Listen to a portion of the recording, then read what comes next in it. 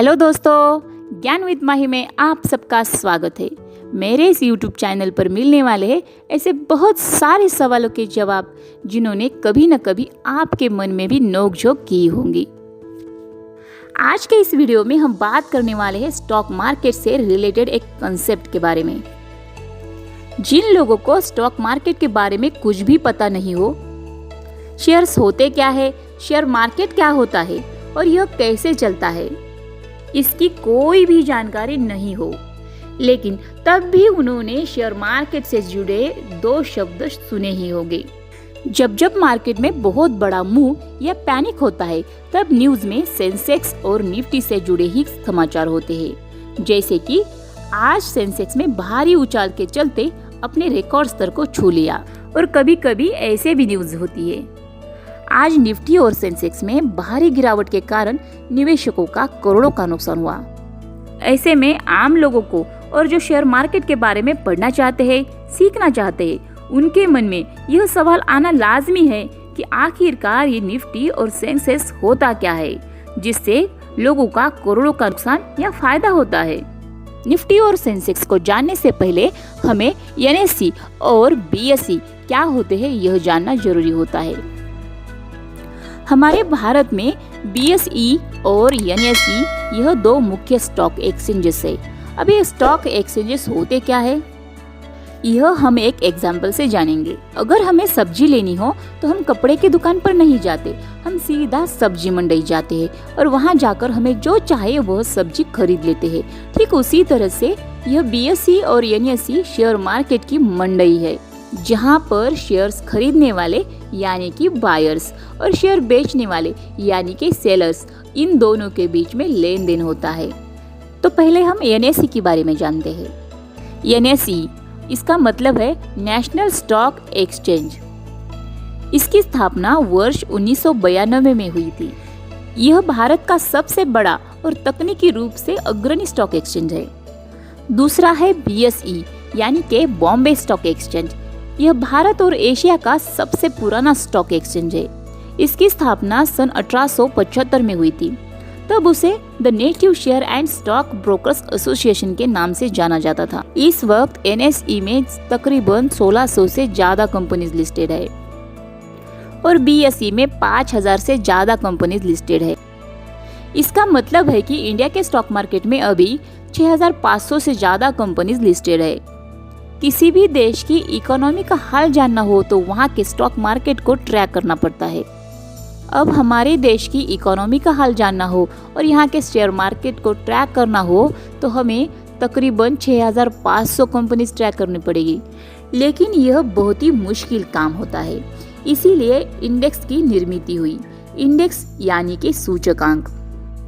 अब हम जानते हैं कि इंडेक्स काम कैसे करते हैं। मान लीजिए कोई एक स्कूल है जहाँ पर 6000 से ज्यादा बच्चे पढ़ाई करते हैं और उसी स्कूल में एक एजुकेशनल ऑफिसर ने विजिट की। विजिट के दरमियान उन्हें यह जानना था कि स्कूल का एनवायरनमेंट कैसा है, स्टूडेंट की ग्रोथ कैसी है और टीचर का काम कैसे चल रहा है। अब यह सब जानने के लिए तो वह उन 6000 बच्चों से सवाल नहीं कर सकते, तो वह क्या करेंगे, उन 6000 में से कुछ ही बच्चों को सवाल करेंगे और उनके जवाब के आधार पर ही वह तय करेंगे कि स्कूल का एनवायरनमेंट कैसा है, स्कूल के बच्चों की ग्रोथ कैसी है और टीचर का काम कैसे चल रहा है। यानी कि यहाँ पर जो सिलेक्टेड बच्चे थे वह इंडेक्स का काम करते हैं।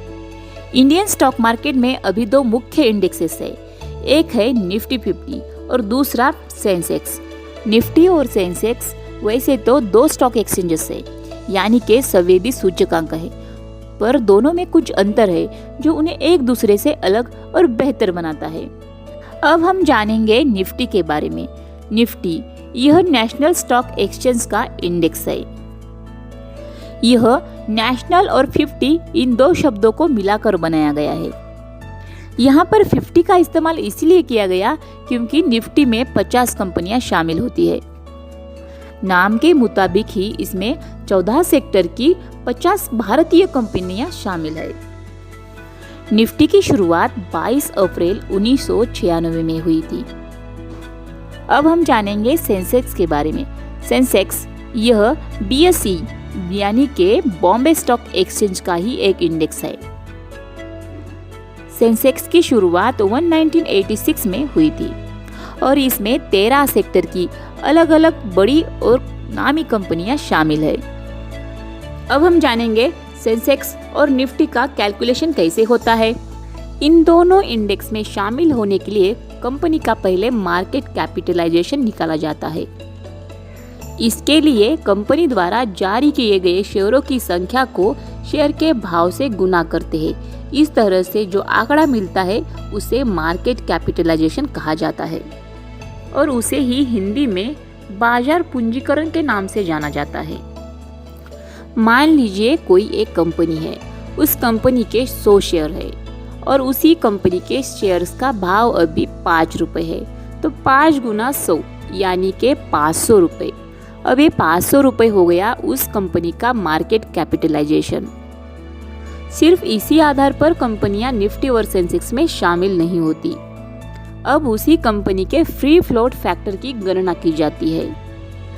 फ्री फ्लोट मार्केट कैपिटलाइजेशन उस कंपनी के वही शेयर्स जो मार्केट में ट्रेडिंग के लिए उपलब्ध होते हैं और उसमें जो प्रमोटर की हिस्सेदारी होती है या गवर्नमेंट के पास जो भी शेयर्स होते हैं उनको उसमें से माइनस किया जाता है।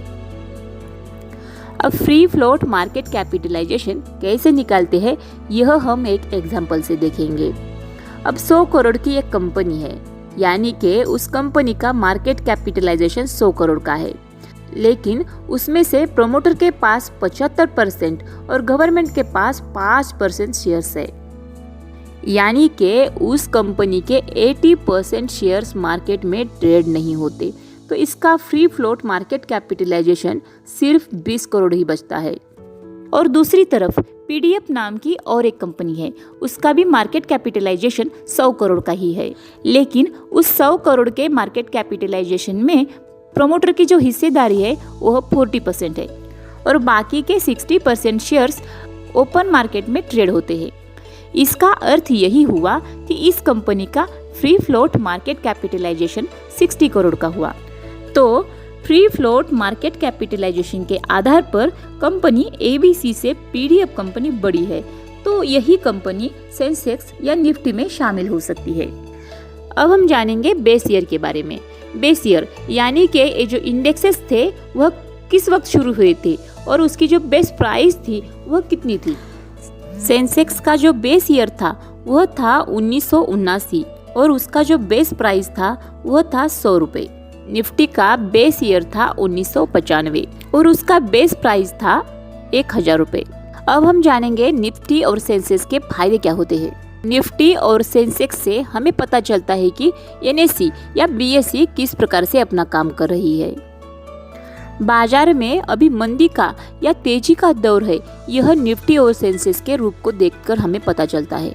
अगर ये दोनों इंडेक्सेस ऊपर जा रहे हैं, इसका अर्थ होता है कि बाजार में तेजी का माहौल है। अगर ये दोनों भी इंडेक्सेस नीचे आ रहे हैं तो इसका अर्थ होता है कि बाजार में अभी मंदी चल रही है। सेंसेक्स और निफ्टी के माध्यम से हमें देश की अर्थव्यवस्था की जानकारी आसानी से मिल जाती है। हमें पता लग जाता है अगर बाजार में तेजी का माहौल है तो इसका अर्थ यही हुआ कि भारतीय इकोनॉमी जो है अभी वो पटरी पर है, वह भी बहुत तेजी में है। निफ्टी और सेंसेक्स में सारे सेक्टर की बड़ी कंपनियां होती है, इसलिए हमें उस सेक्टर की ग्रोथ का भी अनुमान या पता लग जाता है। भारतीय शेयर बाजार में होने वाले उतार और चढ़ाव का संकेत देने वाले सिर्फ यही 2 इंडेक्सेस नहीं है, इसके अलावा भी कई सारे इंडेक्सेस है जो किसी खास सेक्टर से बने हुए होते हैं, जिनका इस्तेमाल करके हम उन सेक्टर को भी ट्रैक कर सकते हैं। जैसे कि अगर हमें बैंकिंग सेक्टर को ट्रैक करना हो तो हम बैंकेक्स या निफ्टी बैंक को ट्रैक कर सकते हैं। इसी तरह से हम metal, infra, pharma, PSU, private bank, auto, realty, media, FMCG इन सारे सेक्टर की ग्रोथ को भी देख सकते हैं।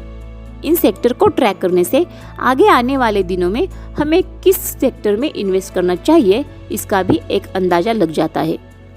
अगर हमें अच्छे रिटर्न्स चाहिए तो हमें small cap, mid cap in sector को भी ट्रैक करना चाहिए।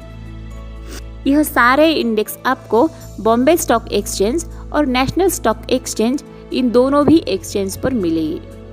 तो दोस्तों, कैसी लगी आपको ये सेंसेक्स और निफ्टी की जानकारी, यह कमेंट बॉक्स में कमेंट करके जरूर बता दीजिए और मेरे चैनल को लाइक, शेयर और सब्सक्राइब करना ना भूलिए।